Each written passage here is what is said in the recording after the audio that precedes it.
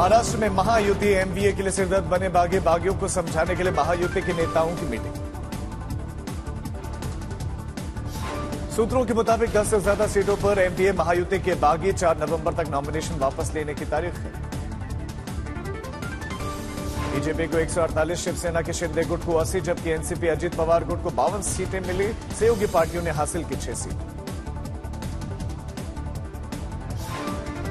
कुल 287 सीट बांटे गए हैं, लेकिन मालेगांव की सीट पर अब तक फैसला नहीं। अजित पवार गुट को मिली है ये सीट।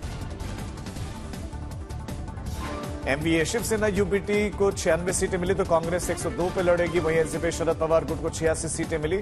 समाजवादी पार्टी को 2 सीटें और अन्य को भी 2 सीटें मिली। कुल 288 टिकट बटे। नवाब मलिक की उम्मीदवारी पर बीजेपी बनाम एनसीपी। नवाब मलिक को एनसीपी ने मानखुर्द शिवाजी नगर से बनाया उम्मीदवार।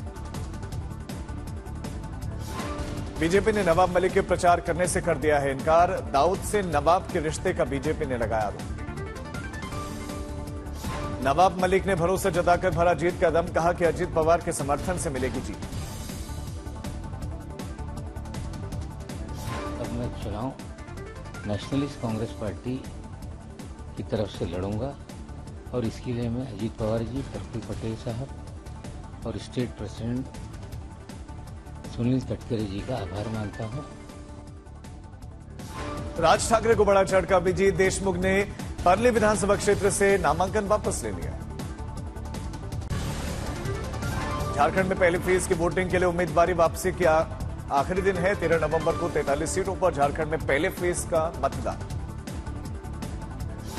झारखंड और महाराष्ट्र में 2019 की तुलना में अब तक 2.3 गुना ज्यादा पैसे जब्त। महाराष्ट्र में 175 करोड़ रुपए तो झारखंड में 114 करोड़ अभी तक जब्त। चुनाव आयोग ने हरियाणा चुनाव में धांधली वाले कांग्रेस के आरोपों को किया खारिज। चुनाव आयोग ने कांग्रेस को 1600 पन्नों का जवाब दिया। आयोग ने कहा कि गैर जिम्मेदाराना आरोपों से जनता में अशांति अराजकता फैल सकती है। दिल्ली की हवा में मामूली सुधार, लेकिन अब भी खराब श्रेणी में प्रदूषण का स्तर। पंजाब में पराली जलाने के 2000 से ज्यादा मामले, लगभग 1500 एफआईआर दर्ज। वक्त पर संसदीय पैनल 4 से 5 नवंबर को सामाजिक धार्मिक समूह के साथ बैठक करेगा। रिपोर्ट जमा करने की अंतिम तारीख नजदीक आने पर 9 नवंबर को 5 राज्यों का दौरा। शीतकालीन सत्र के पहले हफ्ते तक जमा करनी होगी रिपोर्ट। संसद का शीतकालीन सत्र 25 नवंबर से शुरू होने की उम्मीद। आज से 2 दिनों के गुजरात के दौरे पर रहेंगे पीएम मोदी। शाम 5:30 बजे पीएम केवड़िया के एकता नगर में कई परियोजनाओं का शुभारंभ और शिलान्यास करेंगे। शाम लगभग 6 बजे राष्ट्रीय एकता दिवस की पूर्व संध्या पर 99 कॉमन फाउंडेशन कोर्स के अधिकारियों प्रशिक्षुओं को संबोधित करेंगे। 31 अक्टूबर को सुबह 7:15 पर राष्ट्रीय एकता दिवस समारोह में भाग लेंगे पीएम। 31 अक्टूबर को स्टैच्यू ऑफ यूनिटी में पीएम मोदी सरदार वल्लभ भाई पटेल की प्रतिमा पर पुष्पांजलि अर्पित करेंगे। अयोध्या में भव्य दिवाली की तैयारी। अयोध्या में मुख्यमंत्री योगी की मौजूदगी में होगा दीपोत्सव। दोपहर 2:30 बजे पहुंचेंगे सीएम। अयोध्या में आधुनिक लाइटिंग से बिखेरी जाएगी रोशनी। अयोध्या में 8वीं दीपोत्सव की तैयारियां हैं। रामलला की प्राण प्रतिष्ठा के बाद यह पहला दीपोत्सव। 28 लाख दिए जलाकर वर्ल्ड रिकॉर्ड बनाने की तैयारियां हैं। शाम से ही दीप जलाने का काम शुरू होगा। 25 लाख दीप जलाने के लिए राम की पैड़ी समेत 55 घाटों पर बिछाए गए हैं 28 लाख दिए। 35 लाख और रामनगरी में, जबकि राम की पैड़ी पर 25 लाख से ज्यादा दीप जलाए जाएंगे।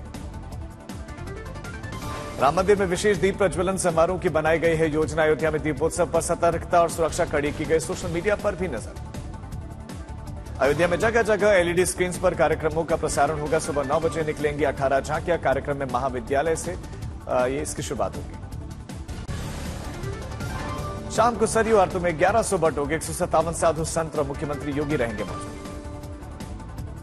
सभी बटुक एक जैसी वेशभूषा में नजर आएंगे। लगभग 15 मिनट लंबी आरती में इतनी बड़ी संख्या में बटुकों का जुटना भी एक रिकॉर्ड है।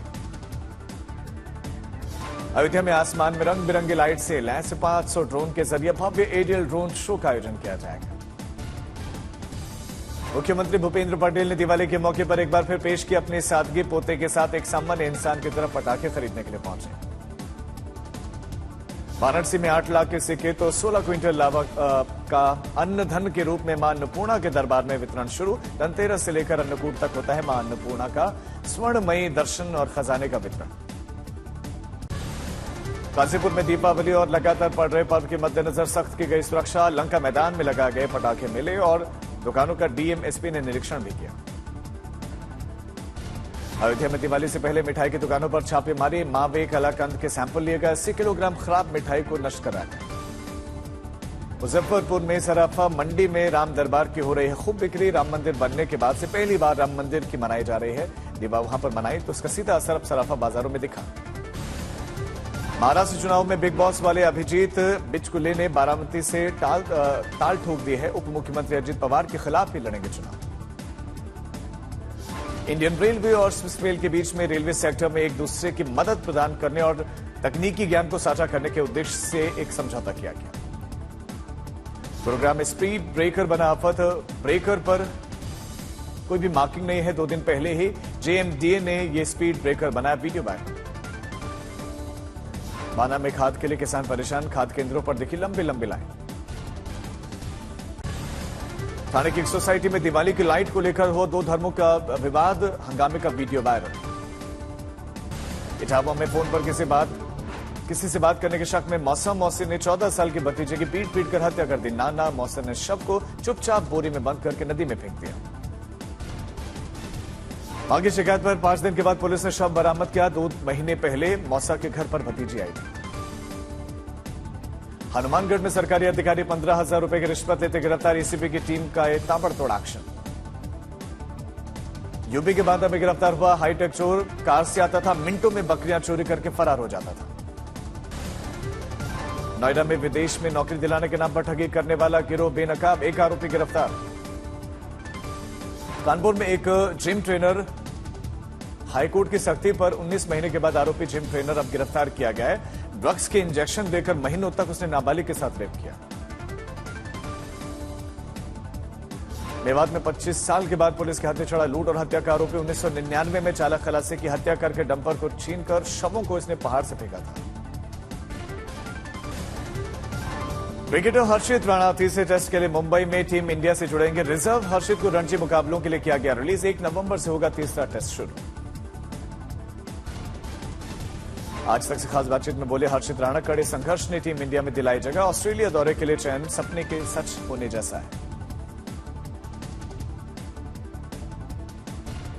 भारत के खिलाफ तीसरे टेस्ट के लिए मुंबई नहीं पहुंचेंगे केन विलियमसन। रोहित इंजरी से उबरकर इंग्लैंड के खिलाफ घरेलू सीरीज के लिए केन विलियमसन तैयारी करेंगे।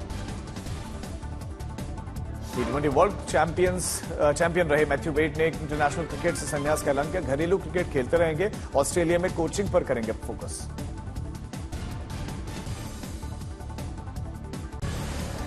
भारतीय महिला टीम ने न्यूजीलैंड को 6 विकेट से हराकर 2-1 से जीती वनडे सीरीज। न्यूजीलैंड ने दिया था 233 रनों का लक्ष्य। ओपनर स्मृति मंधाना ने खेली 100 रनों की शतकीय पारी। कप्तान हरमनप्रीत कौर ने बनाए नाबाद 59 रन।